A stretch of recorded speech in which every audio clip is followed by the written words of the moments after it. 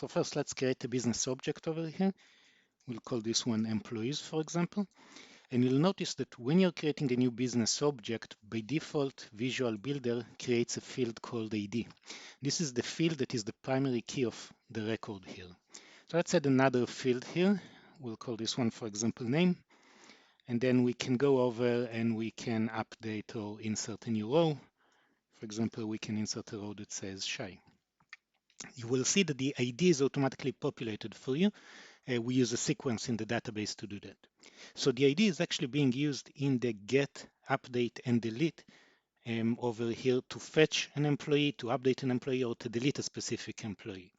And those endpoints accept only the ID. You can't, for example, pass the name in order to update the employee. So for example, if you wanted to update the employee over here and to do a test here, you would need to provide the employee ID. In our case, it's 1. And then you can provide, of course, a body. So for example, let's update the name to be Joe, like that. So if we now send the request, this updates the data, and now we get the Joe value over here. So in some cases, people want a different field that they can fetch and query on. This is especially true when you're bringing in data from an external system. So one way to work around this is using the data manager import business object from a CSV file or an Excel file. So I'm going to load here a set of gifts. This is coming from an Excel spreadsheet. I'm going to click upload. This parses the spreadsheet. We get a gifts object that is going to be created for us, and then we get the fields. And notice that we automatically add the ID field. But in the latest versions of Visual Builder, you can also provide an alternative key. Now the key needs to be a numeric field. So in this case, we have a SKU field over here. I'm going to mark the SKU field as the new key. Now you can see that the ID is no longer the key. And this needs to have a unique value for each record. So let's click Finish now. This imports the data.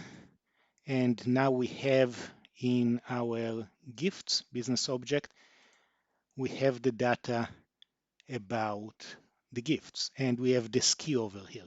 Note that the ID is still here, and the ID also has unique values.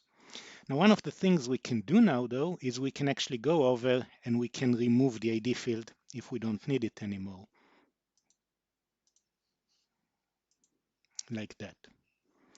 You would still be able to fetch data and update data based on the SKU. So for example, we have here the 1234 SKU with a product name, and we can go over to our endpoint, and we can use, for example, the get1 method to test and fetch based on this SKU number 1234. We fetch and we get the USB drive over here. Same thing would also work for us with the update. So for example, if we go to the update and we'll do a test on 1234, let's provide a body.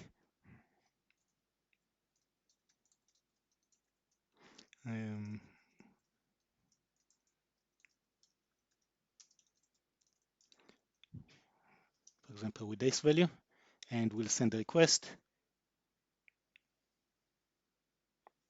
Now we have an invalid attribute. Let's update this to product, send request, and you can see we updated the SKU 1234 with the new value. Okay, it's over here.